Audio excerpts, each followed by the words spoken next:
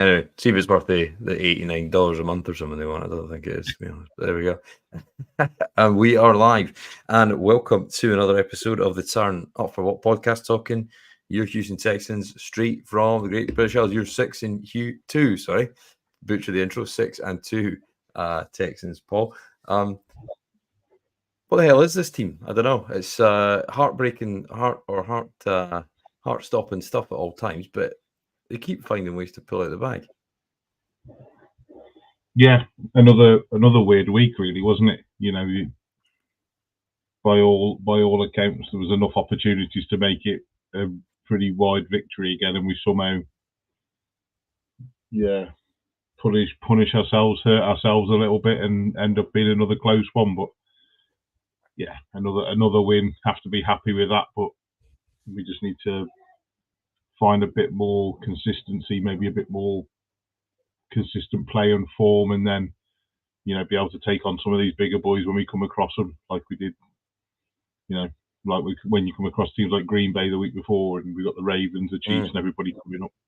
We're going to need to be a lot better to do that. But then again, the Ravens somehow managed to lose to the Browns this weekend, and I don't think anybody saw that coming. So.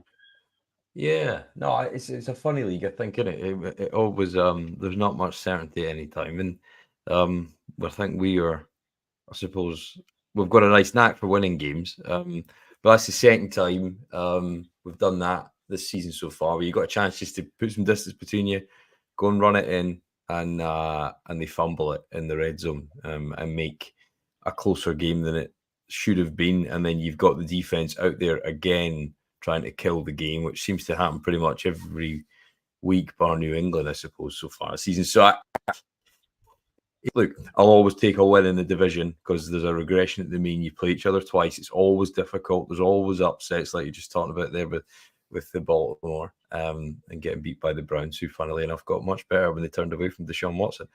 But that being said, I think, it's a luxury position to be in, right? And it's good that we're like saying, well, we won, but not very well and not very handsomely, and it could have been better and all that kind of stuff. So, you know, it's good living. It's good living when Eric Murray has a good game, I think, and then you're onto something. Yeah. And he did have a good game, to be fair to Eric. But no, I think overall, you know, you've got to be, you know, if somebody said to you right at the start of the season, before you go into this 3-game prime time stretch, would you take 6-2? Would that be pretty much everything you need? I think the answer is unequivocally yes. So yeah, I like this end of the table. I'll be honest with you. It's pretty, it's quite comfortable, but not as comfortable as the games. But it's a good spot to be, I think, and that's the reality. Yeah, for sure. You know, I definitely took it. I can't remember the last time we might have ever been in this position. It was probably quite a long time ago. If we ever have been 2012, 2012, yeah. Yeah, so, did we go 11-1? I think we were 11-1 at one point. No, that was 2011. Sorry, we went 11-1 at that point. Yeah. Yeah. So this is our joint second best ever start, I think. So yeah, I mean, we're in with a chance. Yeah, incredible position to be in. Definitely in with a chance. Very much in control of the division now after beating the Colts again, which I think is always a good thing. Might take a little bit of stress out of some of the other games. Well, I think we've still got the Jags once, and we've got to play the Titans twice still, haven't we? I don't think we played them yet. So, but we're well in control of the division, and I think that's, you know, that's another really good feeling, isn't it? Really. So, yeah. Good place to be, with improvements to still make. Absolutely, and I think that there's a sort of kind of, I suppose there's probably something to be said or something to be had in winning ugly. And I suppose we've not really played a complete game yet. And I sat last year, so I sat here last week, and it's been a long day. The hangover is pretty intense, and winning ugly is a knack that I think many people would probably like to have, just because you're winning alone. But there's definitely a lot of improvement to still be had in this team, and I think that's the bit that I kind of keep going back to my head. Is actually when this team gets gets up to full steam, or what it can be with injuries that have now impacted us. And we'll talk about Stefan's knee, which may be worse or better than we think. I think he might be out for the rest of the season. If I'm honest, I'm not. If I was going to hazard a guess, I'm not a physiotherapist or a doctor, but when you have a non-contact injury like that, coming out of break, a movement that he's probably done thousands of times and hundreds of times in the last week or so. It's just one of those unfortunate ones. I think that he could have done that a million other times over and it wouldn't have happened. But I suppose every win comes at a cost, and potentially that was this one. And I suppose it kind of reminded me, do you remember last year when Tank went out, and it kind of felt like, oh shit, it's going to stem our momentum. But I suppose this time it's worse because you've got Nico out for another game. One more after this, and then he's back for the following. So this will be his last game. He sits out if he can come back. Apparently, Aaron Wilson tweeted out that he's running at a good pace to recover in time, and they think that's all on schedule, which will need to be. Because I think Detroit's a very different test to everyone we've played so far. Look at that team, because that's a proper. What was it they call it? That's a PFF. That's a proper fucking football team. So we'll find out. We'll find out exactly where we are, I suppose. But we can't look ahead to that too far yet because we've got a short week. But yeah, the cost of Diggs' injury. I think, how costly do you think that could be? I suppose, Paul, because there was some positive, I think, in the way the guy stepped up when he went out. But I don't think we've got enough talent to replace his talent. I don't think any team does. But what's the cost of Stefan not being out there? I suppose.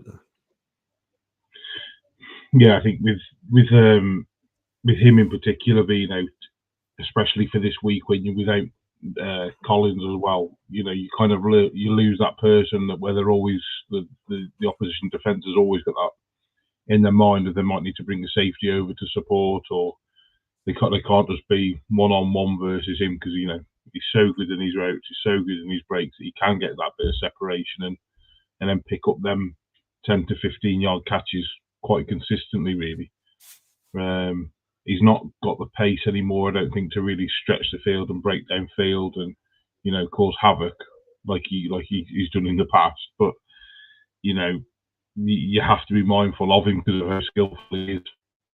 And I think we lose a little bit of that as much as the others stepped up. Wood's got a couple of good receptions. Hutchinson did as well. I don't think there's that fear factor for them guys yet that you have with Stefan. So, yeah, it'll be interesting. Hopefully it's not too bad, but I feel like you... to go down in that way with no real contact, no real,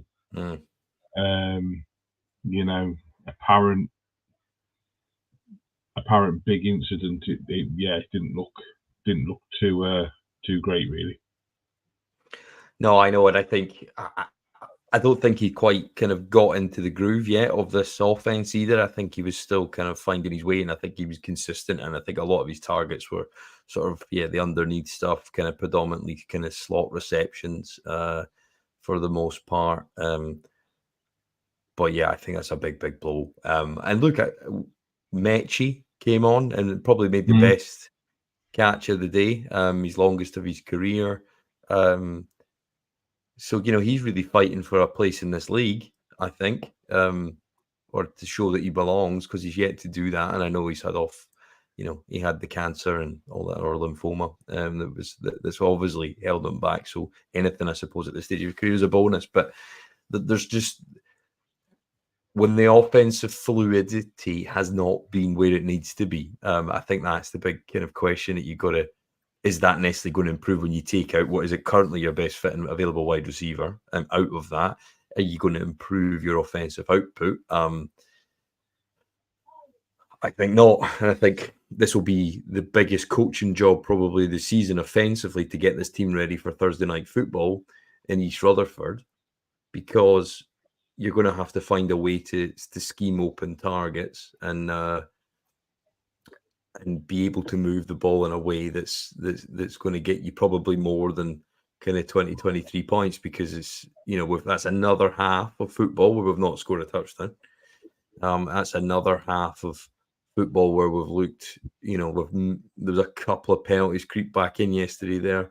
Another half of football that the opposing defenses adjusted at halftime and got the better of you in the second half.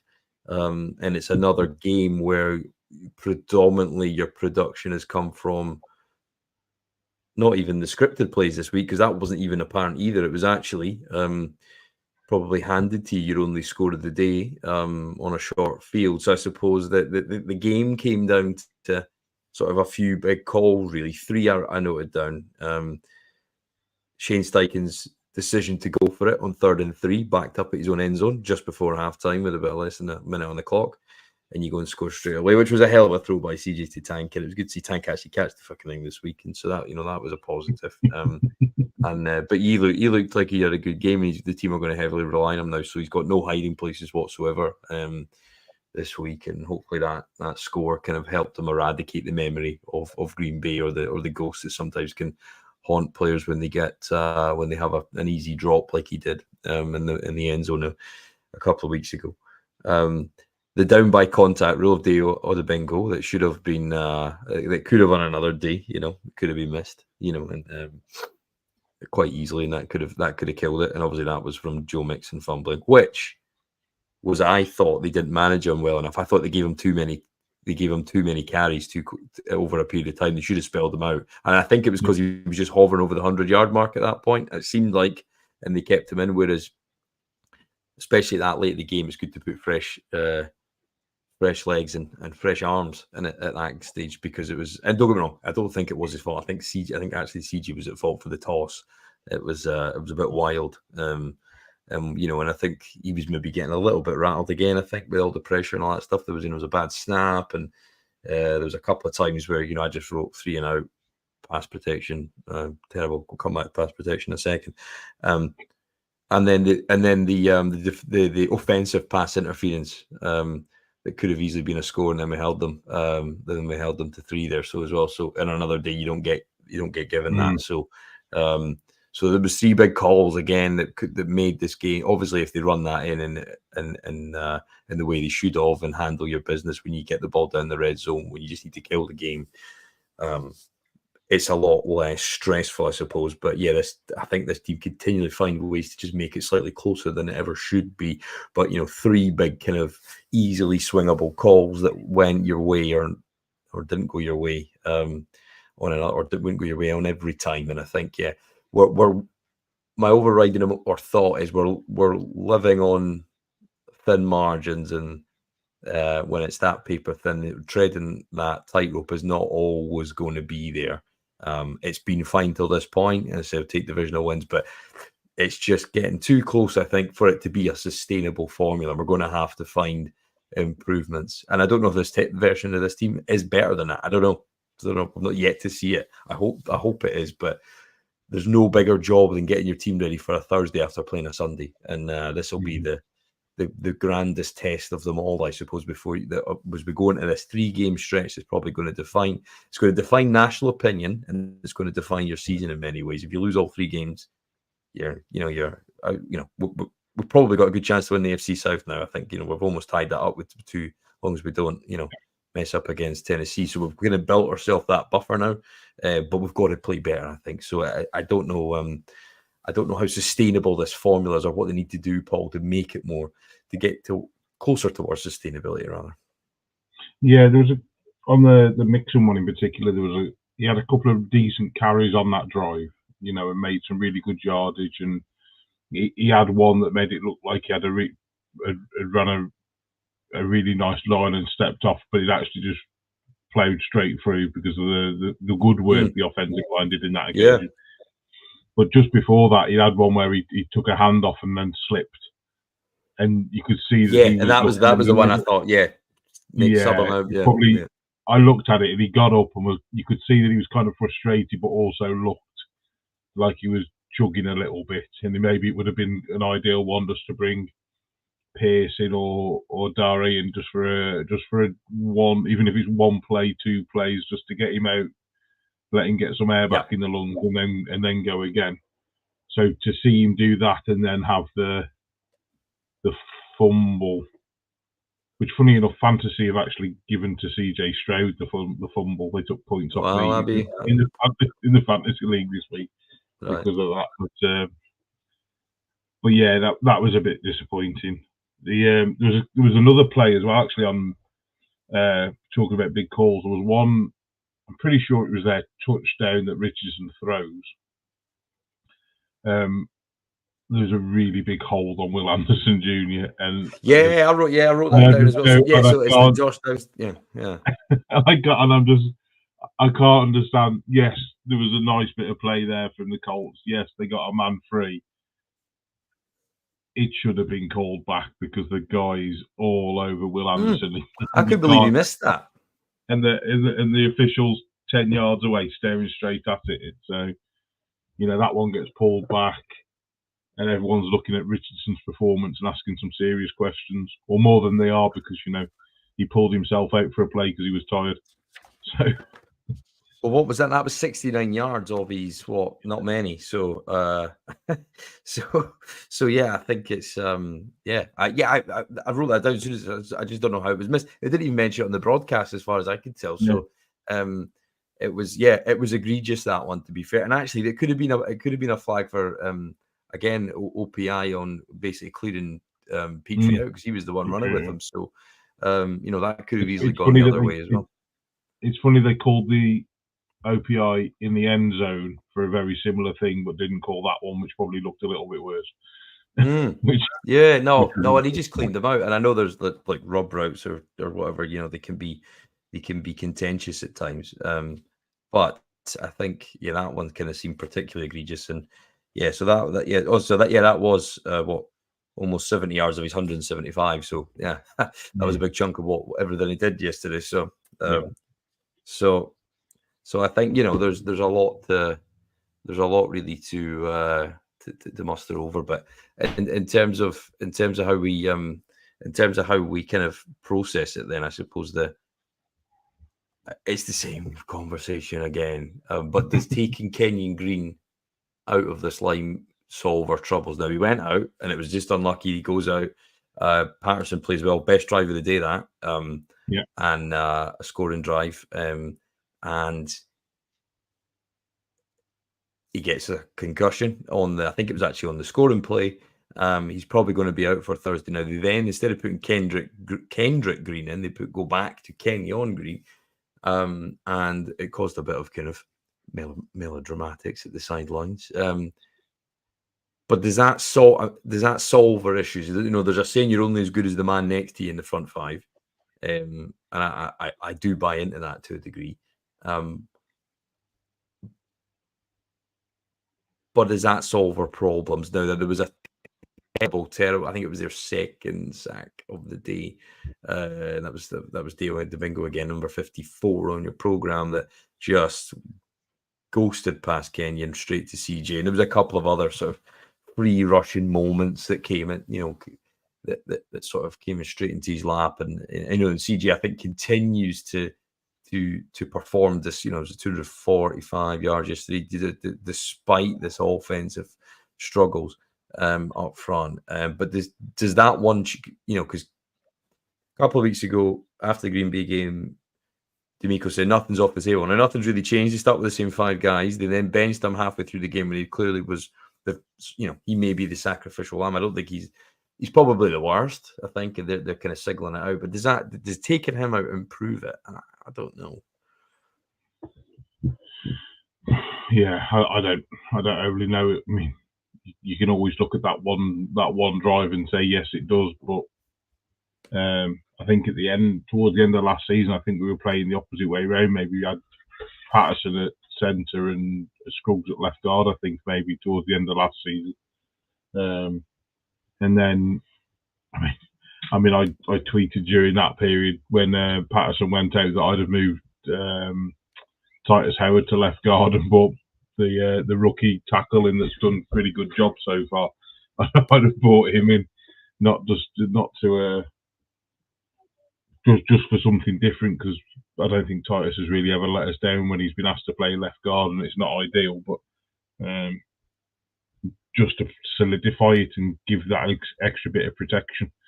Because worst like nightmare scenario is that they get to CJ and something happens to him and then he's injured, and and then you are running out of weapons without somebody to actually throw the ball to them at the same time. So,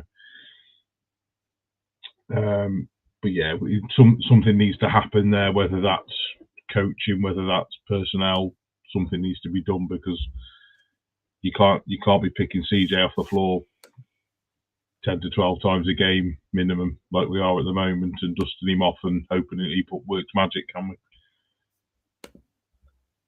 No, well, that's it. I think it's difficult because there's, we're kind of stuck with the talent that we've chosen, I suppose, to invest in, and I think if Patterson could come, and I think Patterson's probably a better centre than he is a guard. So it's a difficult one to try and kind of work through. Is that one drive, was that systematic of Kenyon Green coming out? Does he make the others worse around him? I think for all the praise that Casario's had, I think that pick at the time, are we at the end of the road with it? Probably, because I think now he's had enough chances. They've probably given him a advantageous spot because of where he was drafted. And I think that at the time it felt like an over. You had Zion Johnson on the board, who, for all accounts, had an all right career. I think in LA, I'm not that close enough to it. I know what Kyle Hamilton is. That was my favourite player of the draft, and really into the draft that year. And I thought you could have taken him with the Stingley pick, far less the other one. The other one as well. So I think there's a lot to kind of. There's probably a lot to really come out the back end of it, really. And when you think about it's not just Kenyon Green not being a great player. I think there's the opportunity cost of what the other talent you could have had, and then there's also a wide variety of alternative outcomes, I suppose. That he could have had if he didn't get the injury year one. Would he be a better player than he is now? I don't know. Guys that get injured in their first year, well, I suppose it was his second year they shut him down. His first year wasn't great, but I think he was playing injured then as well, so they shut him down. So I think with the 15th overall pick, to be that dysfunctional in pass protection. Now, he takes, and the worst bit is I think he's actually quite serviceable in the run game at times. Like, he's actually pretty decent. He shows a level of athleticism, a sort of drive and strength, but there was the play where he got thrown back into Mixon's lap, and it backed us right up onto the end zone in the third quarter, and it was just a bit. It looked like somebody that doesn't belong out there, and we know that. But it's just you get those small plays, those small moments that you think, actually, Kenyon, I don't think for whatever reason, because he was big school, high school prospect, for all intents and purposes, seemed like he was a sort of back of the end of first round prospect. But then you had Jordan Davis as well on the board from Georgia, who's had a decent career, weight problems, but I think D'Amico in this defense would have got the best out of him as well. So it's a tough one to take, I think. And I don't think Juice Scruggs is all that much better, but he's for the most part, it's been okay. So I don't know where we get to with it, Paul, but I think it's going to have to change. Whether it's Kendrick Green comes in on Thursday, that may be the case, because I think he needs time out, and I don't necessarily think, unless it's some good fortune he gets back in, I wouldn't expect him or probably want him to be back in, I think, for the rest of the season either, because I think he's shown that he's too much of a liability in the pass game, and especially when we've got less receivers for this game on Thursday that are going to get open and get separation as quick as we have done without Nico Collins and Stephon, then I think, it's a necessary change. It's a shame for it to be this spot, because that's a big primary resource of that Deshaun trade. You had to hit with them all, and we've hit in other ways that will never matter as much. But it just seems like the end of the road, I suppose, for Kenya. And I think people's patience and obviously the coaching staff's patience kind of come to an end too. Yeah, I mean, well, he'll have 1 year left, I guess. And I don't think we'll take an option up on him for more, will we, if he keeps performing at the current level? So, yeah, I think these are the hard decisions that they have to make in football, isn't it? And they can be quite ruthless with them, really. But you see plenty of guards and centres around the league who aren't first round picks that have, end up being really, really good players, don't you? So I guess there'll always be people and players out there that can come in and do jobs and cement themselves a place, even if they're not coming from the big school, the big draft prospects, So we've just got to hope that we can, if we haven't already got somebody in the building, identify someone that can come in and do that job. I guess is what they should be working on right now. And who that is, I don't know.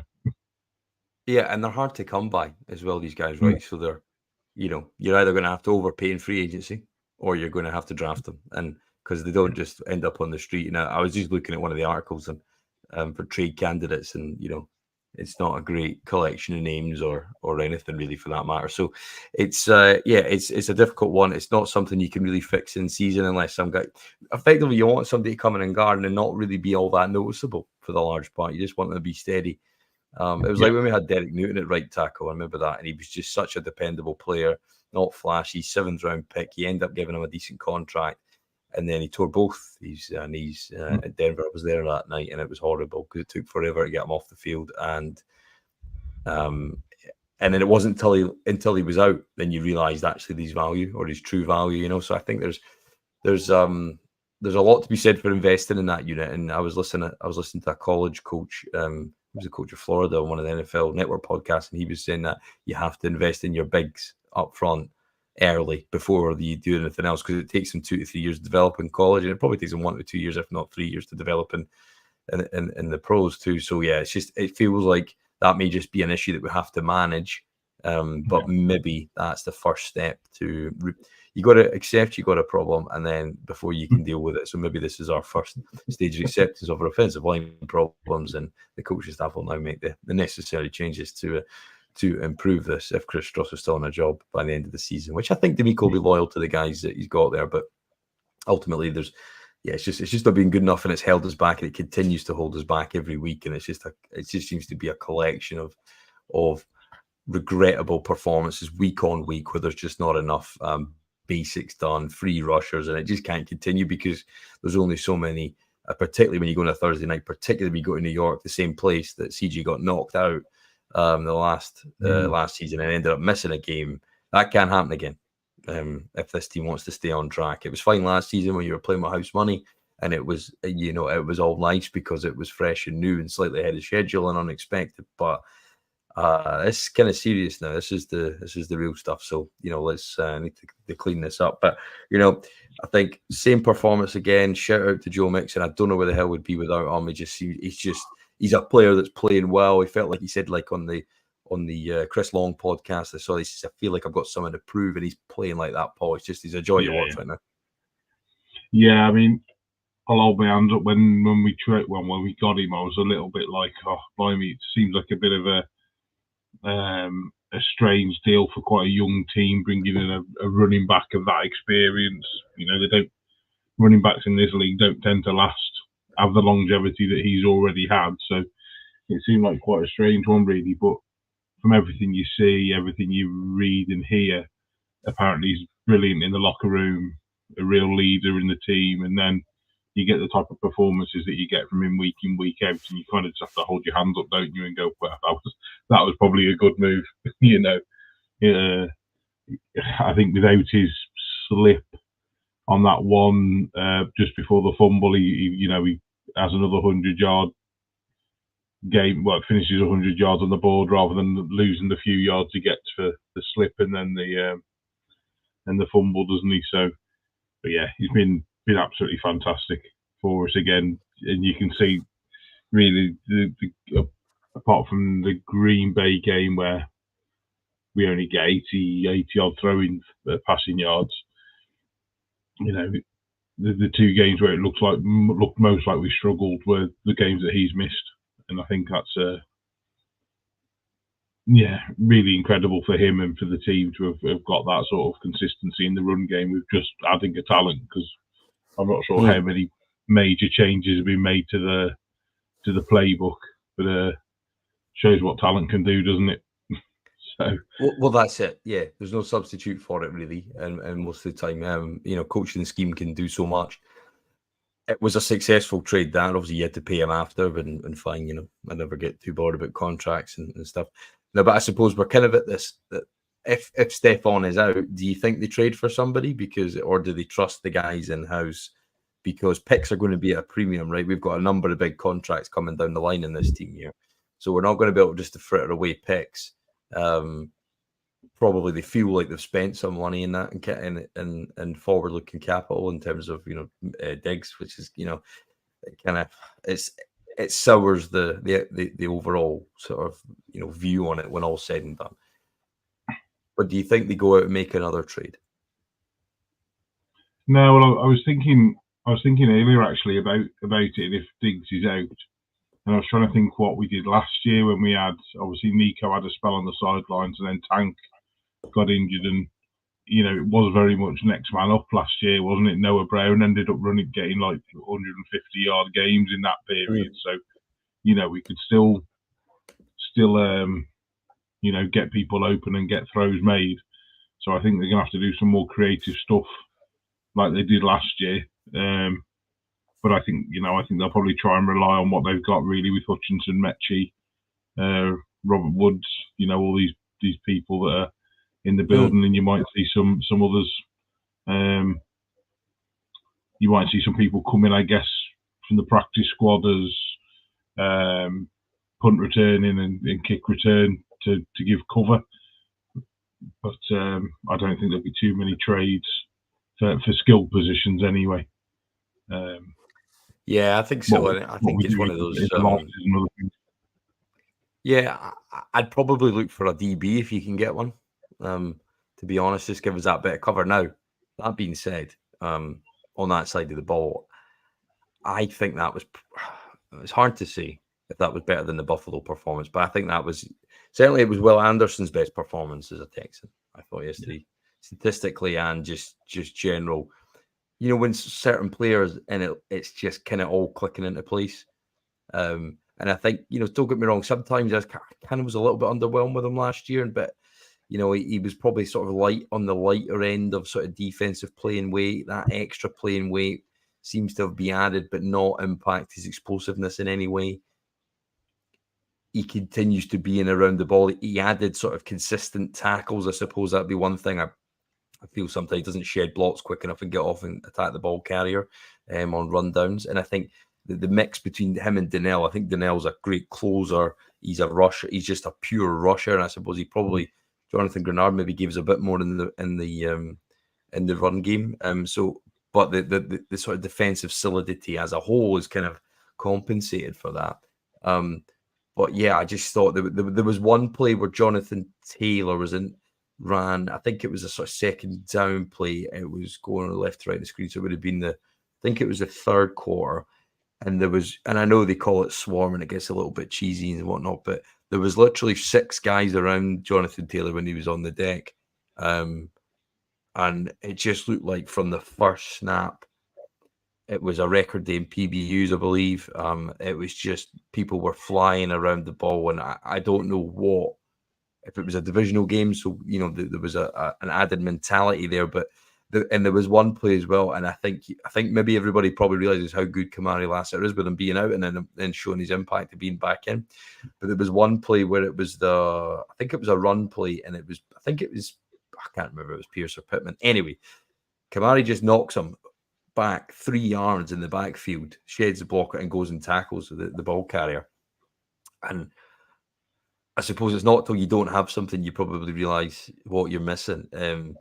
But he came back in and had a great game. As I said, Will, I thought, had a great game as well. Donnell comes up with a big sack. The helmet comes off, looks good for the cameras, all that kind of stuff.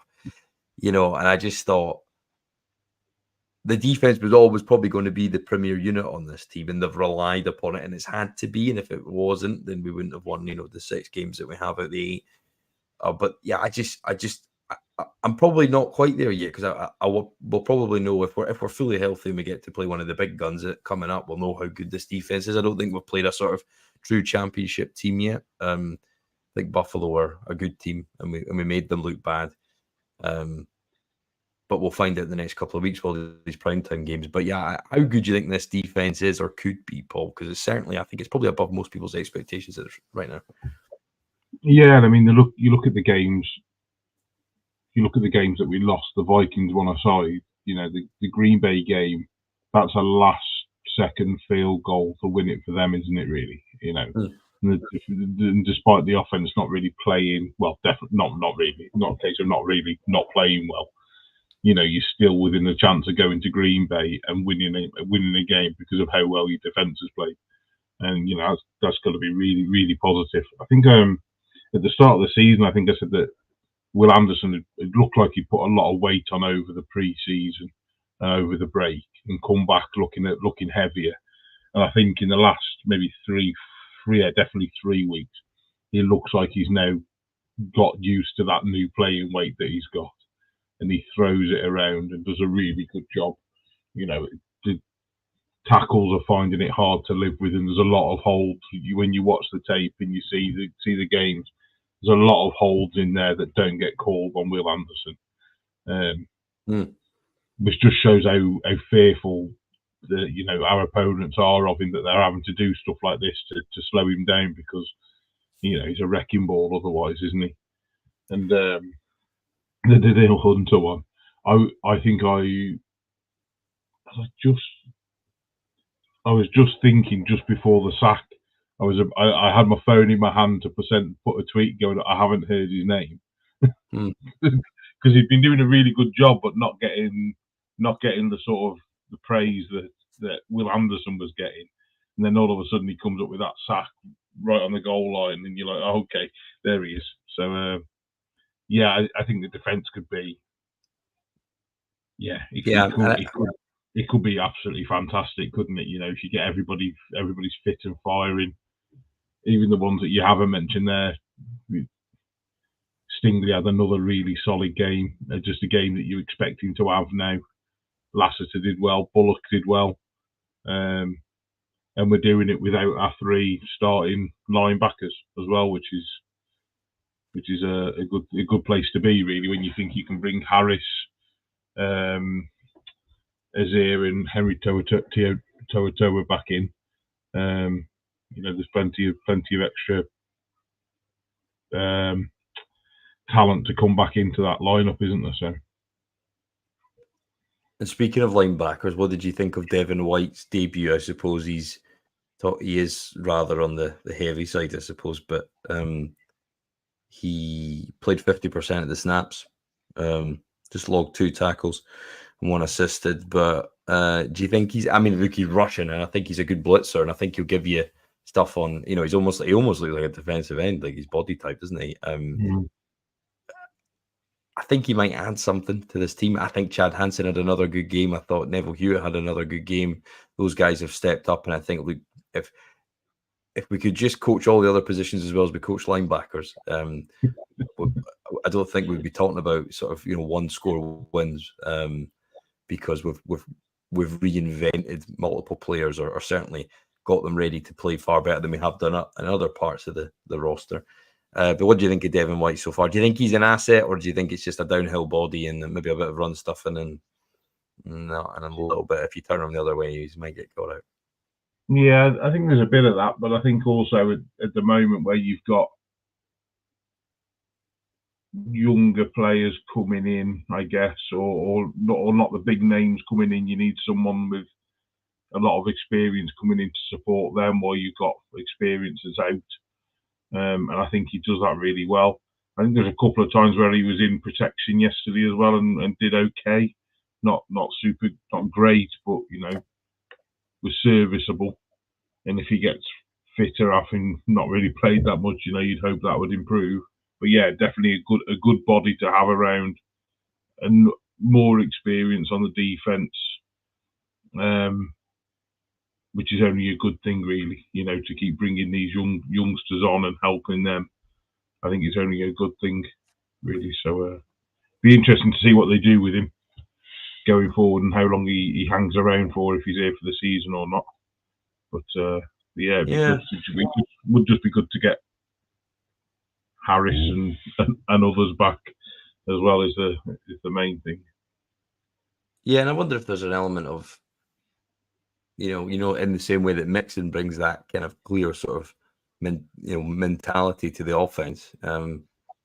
Is he the type of guy? He certainly strikes me as somebody that can do that on the defensive side of the ball. And I think we've got guys that do that anyway, but you can never have enough sort of seasoned pros that have got a mentality, and ultimately he's won a Super Bowl. So, he's done it. He knows, he's got experience that he can pass on to others who haven't done it. And, this team's never been in the AFC Championship. So I hope he can add something. I mean, he just looked like a downhill rushing body, really, and we go and watch it in a bit more detail this week and just kind of pick some points up. But yeah, no, I think this defense, it's hard to determine what's better, the pass rush, because 2 sacks, what was 7, 8 TFLs, 6 sacks, was it? So, I think it was a performance that that I think, once again, I thought Danico Autry came back in and he actually started looking like he kicking off the rust. He was moving, he blocked the pass early on.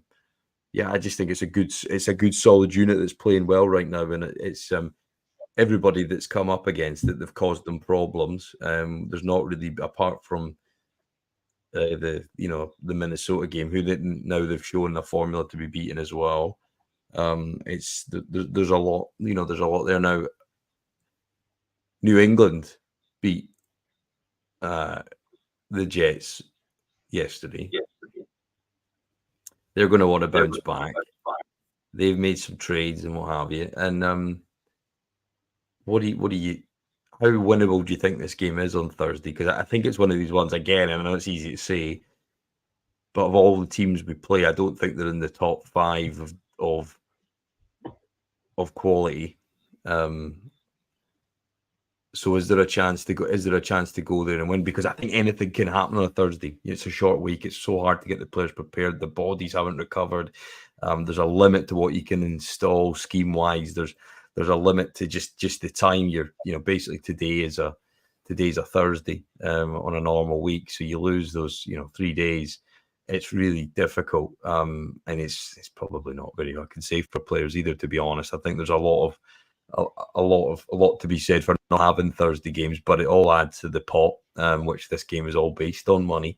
So I don't think it's ever going away anytime soon. But I don't ever really enjoy the Thursday games. They're not particularly great, but you just have to get there and get it done, I think. But what's your sort of sentiment here, Paul, as we go into this? Because they're a bit of a basket case of a team, I think, Jeff, really. Yeah, I think, I mean, Rodgers is definitely gettable, isn't he? He's not the Green Bay Aaron Rodgers from 4 or 5 years ago, where he could get out of a pocket, get out of a bit of a tricky spot and get the ball away. He looks like he's slowing down quite a lot now. So that you'd have to hope that would give the line a lot of confidence to be able to go at him. And I think if the defense can play like it did yesterday and shut down any opportunities that they get, then you have to hope that we can scheme some guys open and eat up some yards on offense. And I think we're more than capable of doing that. It'd just be how we balance that up a bit, I guess, is the risk. But it could be a game where we score 30 plus. It could be a game where there's won by a point again, and neither would surprise me, really. Yeah, I think as long as we can continue to run the ball as well as we've done, I think that always gives you a chance on the road, and it just be a case of can we not be the team that sparks this offense in New York into life a little bit? And they've got serious sort of cast of wide receivers, and I think this defense is playing well, but on a Thursday night short week, it's so difficult to the form often is difficult to project when you've got it's not a full week of preparation. I think it's such a difficult a difficult kind of position for everybody to be involved with, and we've not had a Thursday night game for a while, so it's one of those ones we've just got to get there and get it done. I just think for whatever reason, of all the shit that happened last year, was UG getting his head slammed off the turf, and that shitty fucking playing surface that they've got there. That should not be allowed to for players to play on. I think I just want to get out of the game healthy. I think, and that's the big thing, because I think everybody, there's so many injuries on that playing surface in East Rutherford, and I just hope that's not, the big thing, because I don't want to get any more injuries before we get into this big stretch. So just play a clean game and get out healthy, I think, because like they're there to be got at. They shipped, 37 points against Pittsburgh 2 weeks ago, and they get beat off New England, who their coach was calling them soft the week before. They don't necessarily. I think if we do everything right in a way that's a clean football game, and we play some level of complementary football across all three phases, you've got a right chance to win one of these games on a Thursday, because ultimately it's probably the team that makes the least mistakes. And I think that was kind of similar on Sunday, and that's kind of been our formula. So a clean game, and then you get a sort of mini bye to get set for what will be our biggest test. But we can't, I suppose, look past this game, and it is Aaron Rodgers, even if it is the dying embers of his arm, and loads of trays. There's a lot of talent on that team, on the Jets. It's a decent roster. I think there's a number of guys that I think most clubs would probably take a good hard look at if they came available. But to have Garrett Wilson, now Devante Adams in there, I think like those guys alone, they should be able to get some level of the offensive production. But it's just going to be a case of, can you keep the ball on the ground, limit the obvious passing downs, and stay on the chains? And I think we'll have a right chance. But it's you just never know on a Thursday night, and then it's one of those ones that's 1 a.m. our time when it kicks off, and it's you never quite sort of piece it all together until the next day, because I'm getting too old to stay up for this now, you see. So it's not it's not the best spectacle, and we've got sort of 3 primetime back-to-backs here now. So everybody that didn't have will now have an opinion of what this football team is. And if you were going to kick in the gear and start playing cleaner football and start executing simple pass protections, handing off stunts, then this is the time to do it, because you will be forever branded after this 3-game stretch, because this is the stuff that everybody will see. So,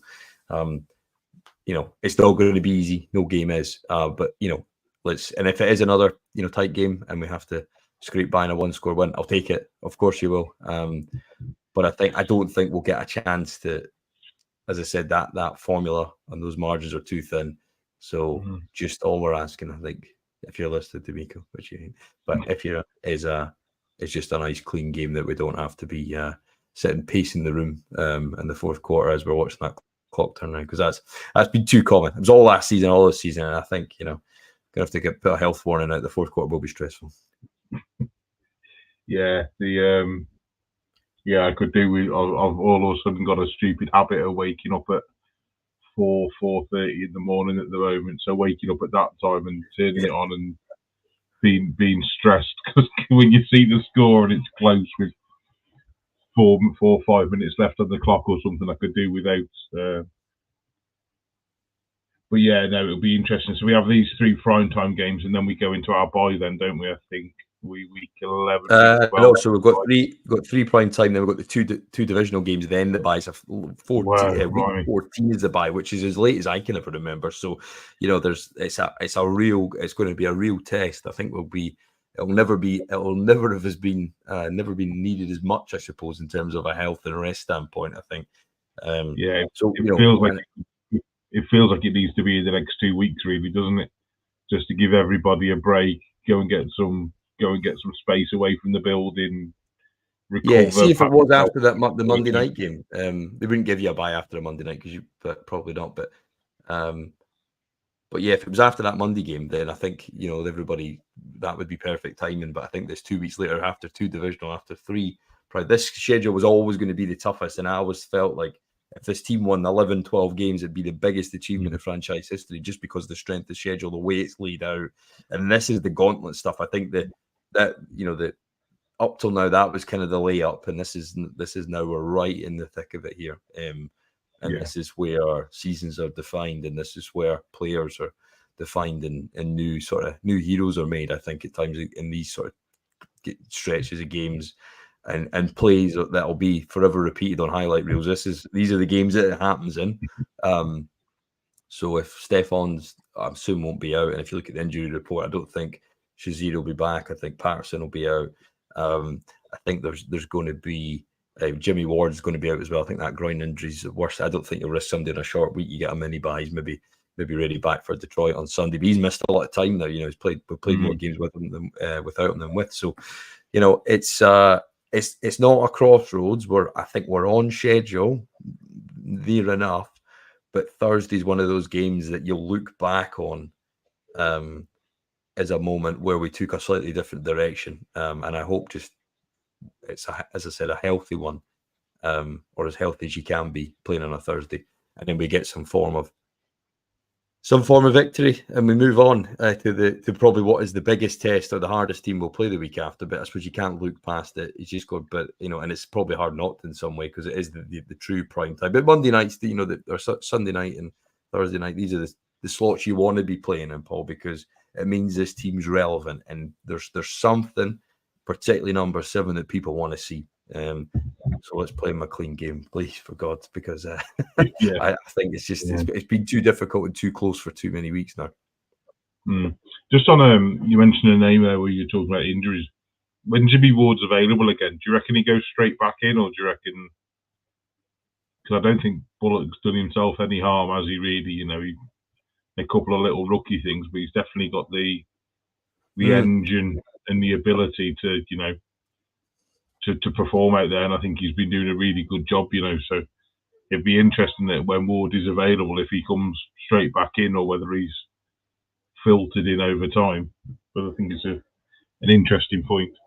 Yeah, he was in theory limited today because of that shoulder he went out for. So yeah, I don't know. I mean, I hope he's all right. I mean, he's been, as you said, some kind of green wet behind the ears sort of type mistakes. But yeah, I think in terms of his ability to read plays and go to attack the ball and turn it over for you, I think, I mean, he's been a real find in the third round. It's probably exactly what you want. And I think he'll probably, I think D'Amico thinks a lot of Jimmy Ward. So I think when he's healthy, he will play unless, you know, his form dips. And you want rotation in your safeties because you're asking these guys to cover a lot of ground. So I don't think it's a bad thing. I think we're probably too light on all 4 sort of defensive back slots, or 5 if you include Nickel. So it's a real test, I think. And this is the, you know, we can criticize Bobby Slowick and the offense hasn't been as good. I don't think you can fully judge him when the pass protection's, you know, not there. It's a good front this on Thursday, so they're going to have to find ways to shore it up. But we've been saying that for weeks, so I think it's just a case of living with your ills and hoping for the best. But any final thoughts before we head out here, Paul? It's been a bit repetitive, I suppose, but it's been repetitive winning, so it's a good place to be.